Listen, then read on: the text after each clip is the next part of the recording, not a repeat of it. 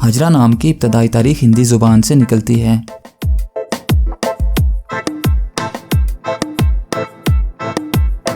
हाजरा एक इस्लामी नाम है।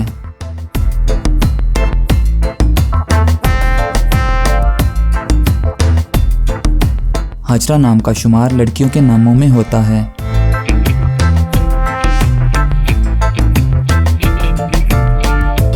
हाजरा नाम का मतलब हिजरत करने वाली है।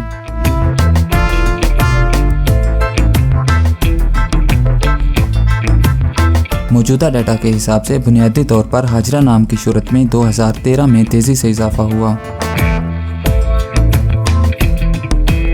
हाजरा नाम की पॉपुलैरिटी का ग्राफ आप 2004 से 2020 तक देख सकते हैं।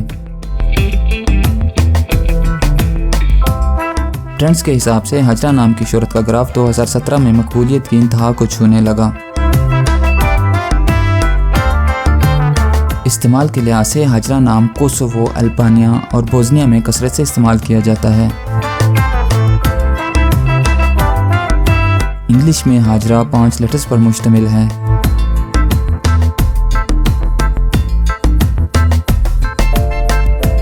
उर्दू में हाजरा 5 हरूफ पर मुश्तमिल है।